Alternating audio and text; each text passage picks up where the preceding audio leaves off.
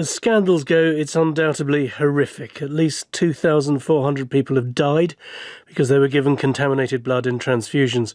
It happened in the 70s and 80s. An inquiry begins today into why it happened and whether there was a cover-up. One of the sites where contaminated blood was administered was the Trelaws School in Hampshire, which specialised in dealing with people with haemophilia. In total, 89 boys who required transfusions attended the pioneering school in the decade after 1975. Only 17 are still alive. One of them is Nicholas Sainsbury's, who was a pupil at the Trelaws School from 1974 to 1980. I spoke to him earlier today. He explained how the arrival of blood from America was portrayed to him and his fellow pupils as an exciting new solution to their problems. It was supposed to revolutionise our lives. Unfortunately, it didn't turn out like that, and we had a major outbreak of hepatitis B amongst the haemophiliacs in 1975, a severe one. How did that change your life? Well, it didn't change. I wasn't actually affected by that, but some of my friends were, and quite badly, and they were stigmatised by having to hand in the dinner plates with a red spot on. They had to hand them in to the canteen staff who would take them off them wearing gloves and things like that. But the actual HIV and Hepatitis C infections didn't arise until after I left school, even though we now know that we were probably infected in the 70s with it. How did you learn about that then? Well, I started out hearing about it on the news, through the media. They were calling haemophiliacs ticking time bombs, and we had the tombstone adverts. And then eventually it hauled us in for testing, and it turned out 1,200 of us were positive for HIV. And they didn't tell us about hepatitis C at that time. What was your reaction?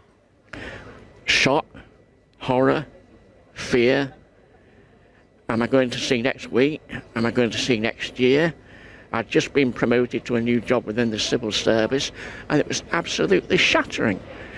And then I started hearing about former school friends who were passing away quite quickly after becoming ill, and it got more and more frightening, obviously.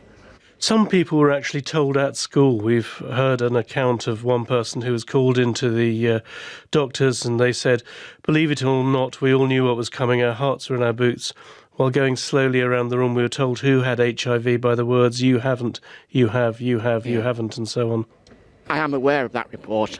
Obviously, that happened after I left the school, but I am aware of some of the people who were involved that day, and it was devastating. And you think the warning signs were there? They were there from the early 70s. The World Health Organization warned Britain not to import Factor VIII from the USA because of how it was sourced from so-called hetero donors. Dr. David Owen, who was Health Minister for Labour at the time, he promised us self-sufficiency in Factor VIII. That was never achieved. How are you now, and what's the impact been on your life? Yes, I'm managing, but I mean, it's made a life already difficult with haemophilia even more difficult. What do you hope for from this inquiry? I want to know why the warnings were ignored. I want to know why action wasn't taken earlier. I want to know who made those decisions and why. I want the government to finally admit, yes, we got it terribly, terribly wrong. And I'd like to see a national service of memorial attended by the royal family and the government ministers, and it should be somewhere like Westminster Abbey. We shouldn't be having to do this ourselves. Nicholas Sainsbury. Lord Owen was Minister for Health when he first began to understand the dangers of the contaminated blood scandal and joins me now. Good afternoon. Good afternoon. What do you hope for from the inquiry? Well, I hope that we'll learn many lessons, and that means we have to be unafraid of exposing lies and deceits and covers-up, because there's no doubt there has been, in my view, a very deep cover-up ever since it became aware of the fact in this country that there were going to be criminal charges levelled in the French courts. And I think that panicked everybody, and that's when my documents at my period were pulped, and also those of the Conservative Secretary of State for Health, Patrick Jenkins. What's the evidence for that? Well, we've been told that our papers have been pulped. We've told that our papers can't be returned to us, that they weren't kept for the 30 years rule which used to apply to government papers.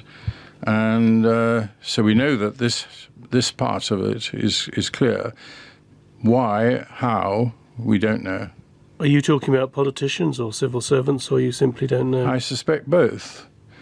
I think that it suddenly became apparent that there was a real danger of court cases and criminal actions and maybe people going to prison in this country in the 80s, and I think that they took fright. Nicholas Sainsbury was pointing out that it happened on your watch, that you promised self-sufficiency. Do you feel that you... Well, I did it. I put money into it, and on 2 tranches.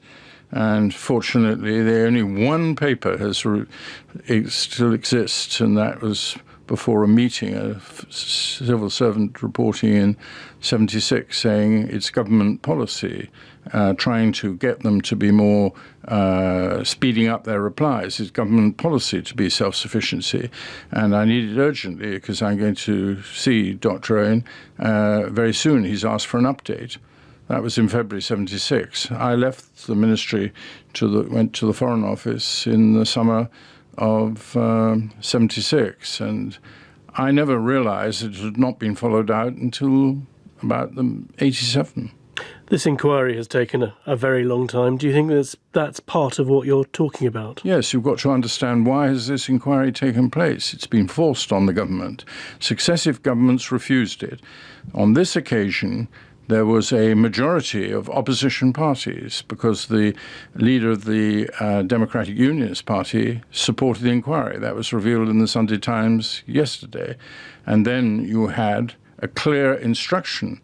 All the opposition parties were combining together to demand an inquiry. So the government had no option. So they broke through the refusals of successive governments by assembling a parliamentary majority, and all credit to them. How likely is it, do you think, that the inquiry will achieve what you would like it to achieve, and what is that indeed? Well, every year that goes by, more and more of the people involved have died. The people who were contaminated, of course, in the most tragic way, but also people who made these decisions, and if there was a cover-up, were part of that cover-up, have themselves into an area where they're dying. So we have a real problem of discovering it, but it does look as if the terms of reference are comprehensive.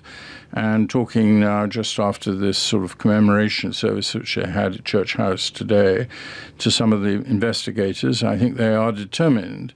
The question is, have they got enough resources?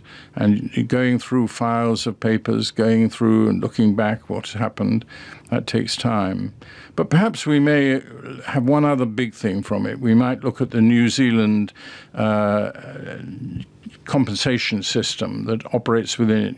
We have now got a culture of very expensive legal actions that are taken against the National Health Service, where in New Zealand they have a compensation scheme that is not based on fault, and it operates at a much better level, in my view. And we might look at that, no fault compensation. Lord Owen, thank you very much indeed.